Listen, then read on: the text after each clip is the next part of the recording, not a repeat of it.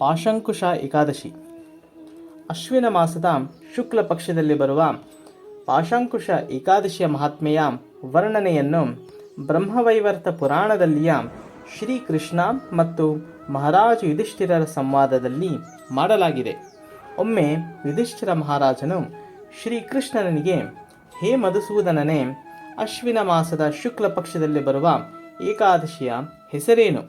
ಅದನ್ನು ಪಾಲಿಸುವ ವಿಧಾನ ಹೇಗೆ? ಈ ವ್ರತದಿಂದ ಯಾವ ಫಲ ಪ್ರಾಪ್ತವಾಗುತ್ತದೆ? ಅದರ ಮಹಾತ್ಮೆಯ ಬಗ್ಗೆ ವಿಸ್ತೃತವಾಗಿ ತಿಳಿಸಿರಿ ಎಂದು ಕೇಳಿದನು. ಆಗ ಭಗವಂತನಾದ ಶ್ರೀಕೃಷ್ಣನು, ಹೇ ನೃಪಶ್ರೇಷ್ಠನೇ, ಈ ಏಕಾದಶಿ ಹೆಸರು ಪಾಶಂಕುಶ ಏಕಾದಶಿ ಎಂದಿದೆ.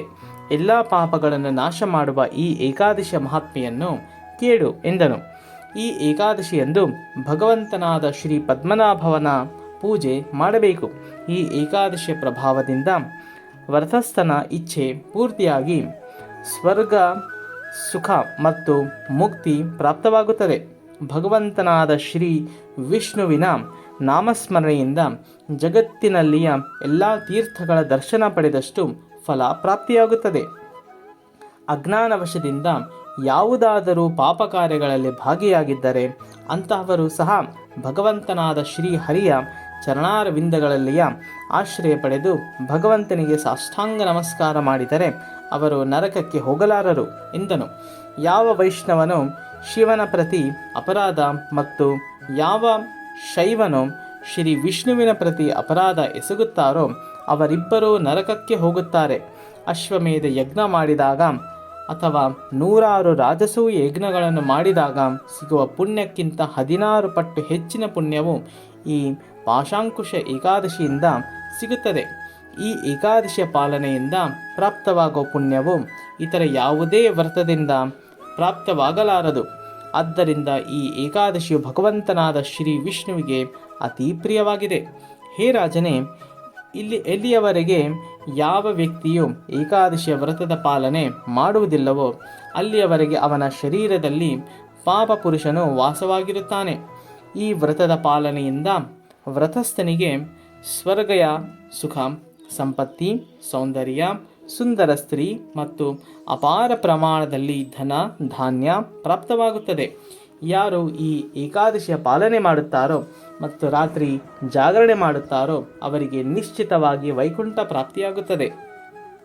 ನಂತರ ಭಗವಂತನಾದ ಶ್ರೀಕೃಷ್ಣನು, ಹೇ ರಾಜನೇ, ಈ ಏಕಾದಶಿಯ ವ್ರತಾಚರಣೆಯಿಂದ ವ್ಯಕ್ತಿಯು ತನ್ನ ಮಾತಾ ಪಿತೃರ ಮತ್ತು ಪತ್ನಿಯರ 10 ಕುಲಗಳನ್ನು ಉದ್ಧಾರ ಮಾಡುತ್ತಾನೆ. ತಮ್ಮ ಬಾಲ್ಯಾವಸ್ಥೆ, ತಾರುಣ್ಯದಲ್ಲಿ ಅಥವಾ ವೃದ್ಧಾವಸ್ಥೆಯಲ್ಲಿ ಯಾರು ಈ ವ್ರತದ ಪಾಲನೆ ಮಾಡುತ್ತಾರೋ ಅವರಿಗೆ ಭೌತಿಕ ಅಸ್ತಿತ್ವದಿಂದ ಉಂಟಾಗುವ ದುಃಖಗಳನ್ನು ಭೋಗಿಸಬೇಕಾಗುವುದಿಲ್ಲ. ಯಾರು ಈ ಪಾಶಂಕುಶ ಅಥವಾ ಪಾಪಾಂಕುಶ ಏಕಾದಶಿ ವ್ರತದ ಪಾಲನೆ ಮಾಡುತ್ತಾರೋ ಅವರು ಎಲ್ಲ ಪಾಪಗಳಿಂದ ಮುಕ್ತರಾಗಿ ವಿಷ್ಣು ಲೋಕವನ್ನು ಪ್ರವೇಶಿಸುತ್ತಾರೆ. ಈ ಏಕಾದಶಿಯಂದು ಸುವರ್ಣ, ಎಳ್ಳು, ಛತ್ರಿ, ಪಾದರಕ್ಷೆ, ಧಾನ್ಯ, ನೀರು, ಭೂಮಿ ಮತ್ತು ಗೋದಾನ ಮಾಡಿದರೆ ದಾನ ಮಾಡಿದವರಿಗೆ ಯಮಲೋಕ ಪ್ರಾಪ್ತಿಯಾಗಲಾರದು. ಜೀವಿತಾವಧಿಯಲ್ಲಿ ಯಾರು ಪುಣ್ಯ ಕರ್ಮಗಳನ್ನು ಮಾಡುವುದಿಲ್ಲವೋ ಅವರನ್ನು ಹೆಣವೆಂದು ಸಂಬೋಧಿಸಲಾಗುತ್ತದೆ. ಅವರ ಉಸಿರಾಟ ಕಂಬಾರನ ಹೊಡೆತದಂತೆಯೇ ಸರಿ. ಹೇ ನೃಪಶ್ರೇಷ್ಠನೇ, ಯಾರು ಬೇರೆಯವರಿಗಾಗಿ ಯಜ್ಞ, ಬಾವಿ ತೋಡಿಸುವುದು, ಕೆರೆ ಕಟ್ಟಿಸುವುದು, ಭೂದಾನ ಅಥವಾ ಇತರ ಪುಣ್ಯ ಕರ್ಮಗಳನ್ನು ಮಾಡುತ್ತಾರೋ ಅಂಥವರಿಗೆ ಯಮಲೋಕಕ್ಕೆ ಹೋಗುವ ಪ್ರಮೇಯವೇ ಬರುವುದಿಲ್ಲ. ಗತ ಜನ್ಮದಲ್ಲಿಯ ಅಥವಾ ಪೂರ್ವಾಯುಷ್ಯದಲ್ಲಿ ಮಾಡಿದ ಪುಣ್ಯ ಕರ್ಮಗಳಿಂದ ಜನರು ಧನಿಕ, ಆಯುಷ್ಯವಂತ, ಕುಲವಂತ ಮತ್ತು ನಿರೋಗಿಯಾಗುತ್ತಾರೆ. ಏಕಾದಶಿಯ ವ್ರತದ ಪಾಲನೆಯಿಂದ ಪ್ರತ್ಯಕ್ಷವಾಗಿ ಶ್ರೀಕೃಷ್ಣನ ಭಕ್ತಿ ಲಭಿಸುತ್ತದೆ ಮತ್ತು ಅಪ್ರತ್ಯಕ್ಷವಾಗಿ ಭೌತಿಕ ಸುಖಗಳು ಪ್ರಾಪ್ತವಾಗುತ್ತದೆ. ಹರೇ ಕೃಷ್ಣ.